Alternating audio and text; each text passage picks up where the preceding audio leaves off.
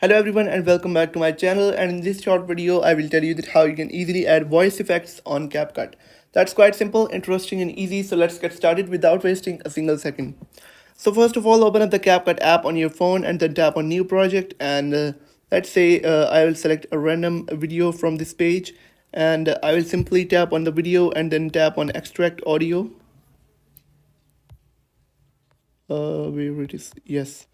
Now I will tap on the audio, and if I want to add a voice effect to my voice over, I can simply tap on audio effects,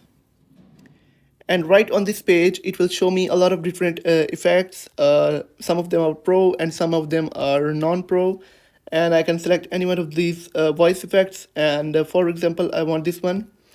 and after applying it I can select its strength by tapping on it once again, and then I can adjust it, and then I will tap on the tick on the bottom right, top left right corner of this section, and it will be applied to my voice. I hope you have found the video helpful. If you have found the video helpful, make sure to like the video and hit that subscribe button, and if you have any questions about the video,